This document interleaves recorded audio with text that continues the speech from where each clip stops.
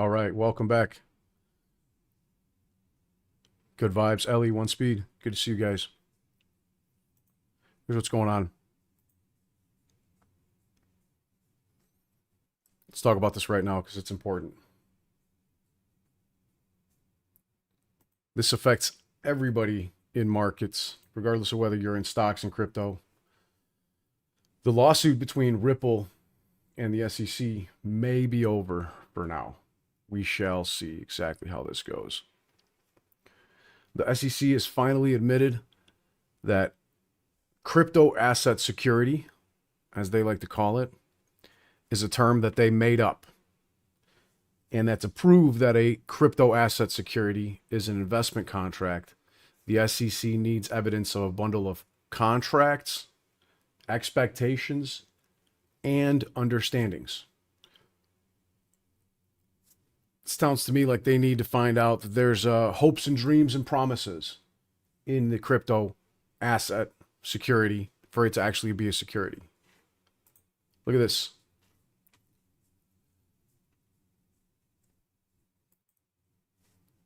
They said in a lawsuit, however, let's just put it this way. This information was hidden and just came out via the SEC lawsuit against Binance.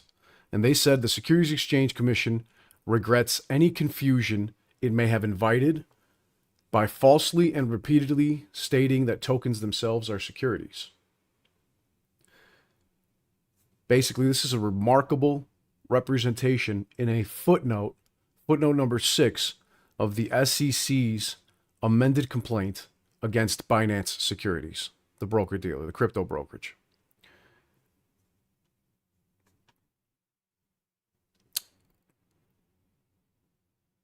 Somehow, Ethereum transactions have changed a meaningful way that the 10 crypto assets have not, so as to avoid the agency's grasp. And apparently, for the SEC government to know and for the rest of us to find out when we're sued, if and when we're sued. So up until now, the SEC stated and maintained the fact that tokens themselves are securities, but they won't tell us exactly why, how, or when until people get sued.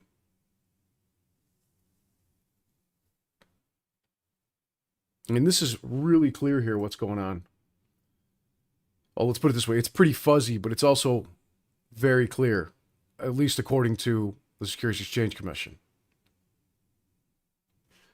On August 7th, Judge Annalisa Torres of the U.S. District Court for the Southern District of New York issued a significant ruling in a long-running legal battle between the SEC and Ripple Labs.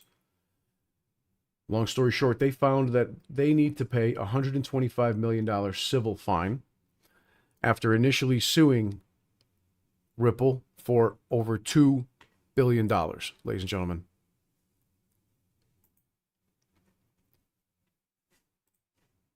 So this case, in case you guys didn't know, is almost 4 years old, and it's between the SEC and a major crypto player, Ripple, and there's another one against Binance and Coinbase, etc. And they said that in the past that they sued Ripple, alleging that they sold XRP in violation of currently existing securities laws. And they went through the Southern District of New York court system until July of last year, when the judge ruled that Ripple had violated federal securities laws and how it sold XRP directly to institutional clients, but that they hadn't violated any laws through its selling XRP to exchanges, which then made the token available to retail clients. The SEC unsuccessfully basically tried to file for an appeal on portions of the decisions, guys, and in October of last year, dropped charges against the CEO of Ripple, Brad Garlinghouse, and the chairman, his name is Chris Larson. And just last week, the judge ruled that Ripple will pay $125 million in fines and imposed an injunction against breaking the law in the future. So it kind of looks like both sides win a little bit here. But Ripple was arguing that it should pay $10 million. The SEC was arguing they should pay $2 billion. And the judge basically said, the demand was reduced by 94%, recognizing that the SEC had overplayed their hand. Ripple basically saying that they respect the court's decision and now have clarity on how they can continue growing the company. So it's definitely a victory for cryptocurrencies and not so much for the Securities Exchange Commission in this sense, guys. Hey, Giles, good to see you, my friend. But they are bouncing back and forth. Look at what they say here. This is directly from that lawsuit that I was just telling you guys about. The SEC reiterates, with the use of the term crypto asset securities, the SEC is not referring to the crypto asset itself as a security, rather, as the SEC has consistently maintained since the very first crypto asset, Howie, the case that they litigated, they said the term is shorthand, basically like an acronym. They said it's little more than alphanumeric cryptographic sequence. The security in this case consists of the full set of contracts, expectations, and understandings centered on the sales or the distribution of the crypto asset. They said, nevertheless, to avoid any confusion, the PAC no longer uses the shorthand term, and the SEC regrets any confusion it may have invited into this regard.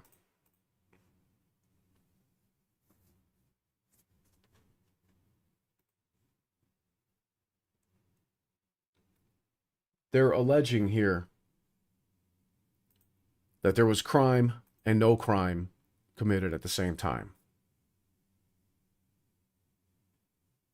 Honestly, what I'm seeing here is more of the same, a complete twisting of words and a word salad here that is continuously the case every time there's some sort of a lawsuit or information being brought upon by the Securities Exchange Commission. There is no direct clarity on a vast amount of this information here. And so I don't really understand why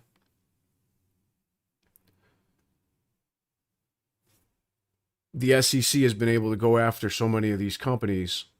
Granted, some of them it makes perfect sense. When they're selling things in an illegal way.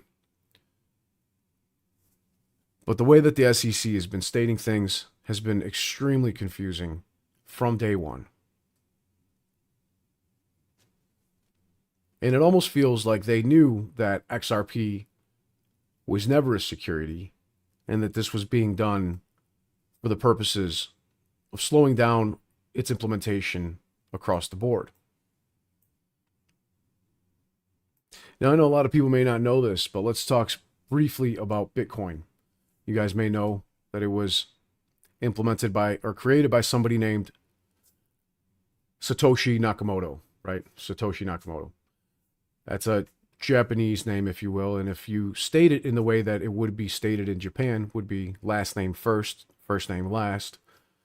Nakamoto Satoshi literally translates into central intelligence.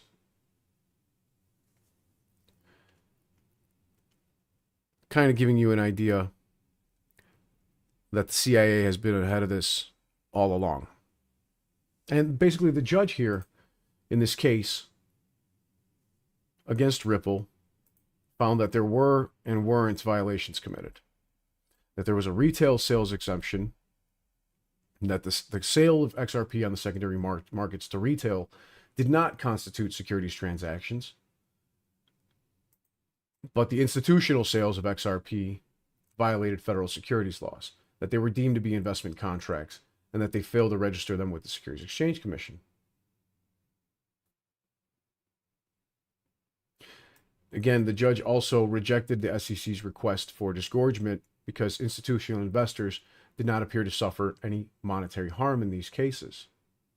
And of course, they issued an injunction against Ripple, and they prohibited the company from engaging in future sales of XRP that would violate securities laws, but did not accept the request from the SEC for a ban on institutional sales of XRP as a token.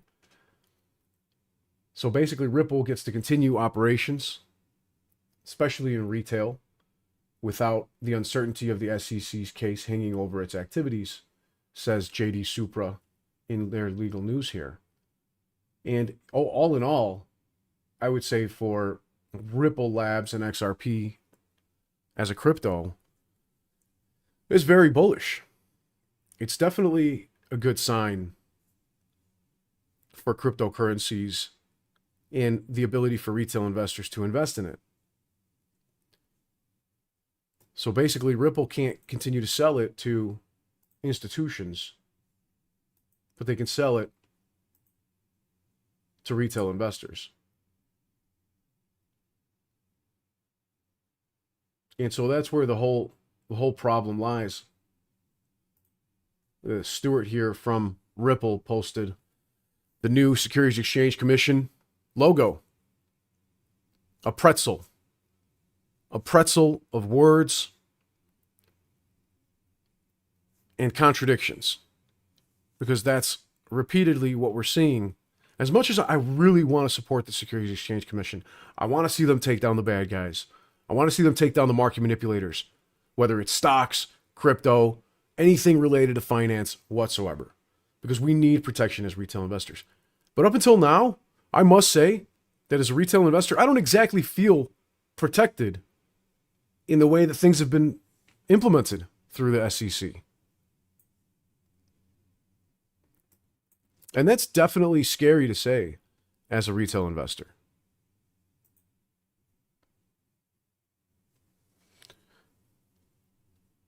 Francine's got big bags of XRP, XLM, and XTC, been buying for 5 years. Good on you, my friend. Best of luck to all of us. That's for sure. Best of luck to us all.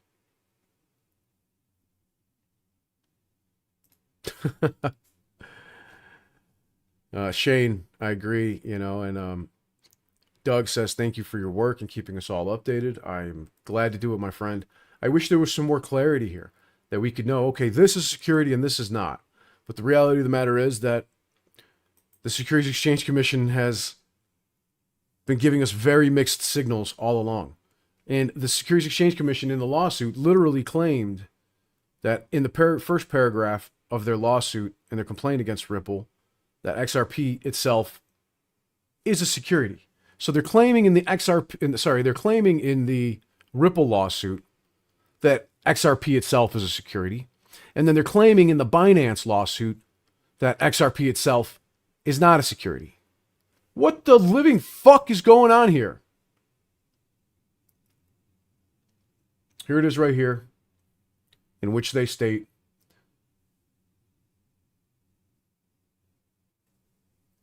that they undertook this distribution without registering their offers and sales of XRP with the SEC, which they did do to their institutional investors, and that was found to be illegal. But to retail investors, it was not found to be illegal. And then in the lawsuit against Binance, this was a footnote that was just created in the new Binance amendment. They're stating that crypto asset securities themselves are not a security. But they still use the term crypto asset securities. They used it literally yesterday. Yesterday, the fucking SEC used it. Come on, guys. What are you doing over there? Let's go to their Twitter and find it. Are they going to amend that like they amended the Binance lawsuit? Let's see where it's at. Right here. This was posted 23 hours ago. They said scammers often use innovations in emerging technologies like crypto to perpetrate investment scams. Learn about 5 ways fraudsters may lure victims into scams involving crypto asset securities. This was posted, what appears to be, around the same time or after the Binance lawsuit footnote was amended to state that the use of crypto asset securities, the SEC is not referring to the crypto asset itself, rather, as they've consistently maintained, they state, the full set of contracts, expectations, and understandings. So basically hopes and dreams and promises. So if the security itself is just a crypto token, they're saying it's not a security, but if there's any sort of contract or expectation or promises or understandings centered on the sales of the distribution of the crypto asset, then it is a crypto asset security. What the living fuck is going on here? If it seems like I'm confused, I'm not frustrated.